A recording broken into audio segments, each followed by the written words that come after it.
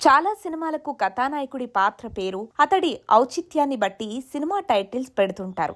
కథకు సరిపోయే టైటిల్స్ తక్కువగా వస్తుంటాయి. అలా అనుకుని మారిపోయిన టైటిలే డీజే టిల్లు. సిద్ధు జొన్నలగడ్డ కథానాయకుడిగా విమల్ కృష్ణ దర్శకత్వంలో వచ్చిన ఈ మూవీ బాక్సాఫీస్ వద్ద భారీ విజయాన్ని అందుకుంది. ఆ తర్వాత టిల్లు స్క్వేర్ కూడా విశేష ఆదరణ సొంతం చేసుకుంది.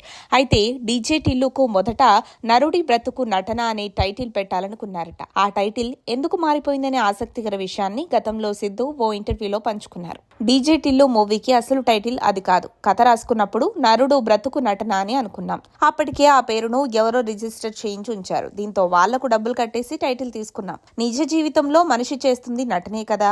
ఎందుకో మేము అనుకున్న కథకు ఇది అర్థవంతమైన పేరు అనిపించింది. ఆ తర్వాత కథను మరింత డెవలప్ చేసుకుంటూ వెళ్ళాం. నేను సినిమాకు సంబంధించిన సన్నివేశాలు, డైలాగులు నా ఫ్రెండ్స్ కు చెప్తుంటే అందరూ టిల్లు పాత్రకు ఈజీగా కనెక్ట్ అయ్యేవారు.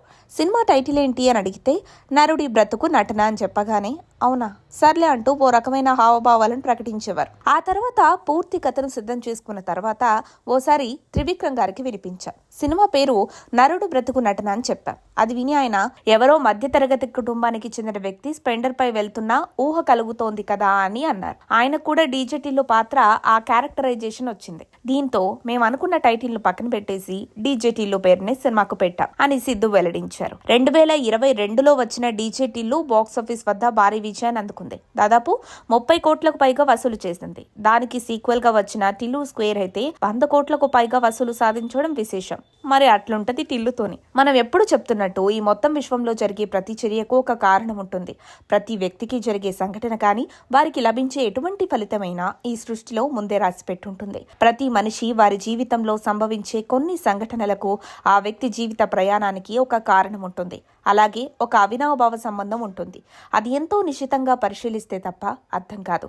ఈ విధమైన పరిశోధనలో ఒక వ్యక్తి లేదా సంఘటన అనేవి అనేక పేర్ల ద్వారా కానీ, సంఘటనల ద్వారా కానీ, సంఖ్యల ద్వారా కానీ అంతర్గత సంబంధాన్ని కలిగి ఉంటాయి. దీన్ని నమోవేదిక పరిభాషలో కనెక్టింగ్ ద డాట్స్ అంటాం. ఒకదానికొకటి అవినాభావ సంబంధంగా సాగే ఓ ప్రయాణం. ఏది ఒక రీజన్ లేకుండా జరగదన్నది ఎప్పుడో రుజువైపోయింది. దీన్ని అనుసరించే నమోవేదిక పరిశోధన సాగుతోంది. మా ప్రేక్షకులకు ఎప్పటికప్పుడు ప్రతి ప్రముఖ సందర్భాన్ని విడమర్చి దాన్ని నమో సిద్ధాంతంతో కనెక్ట్ చేసి అందిస్తున్నాం.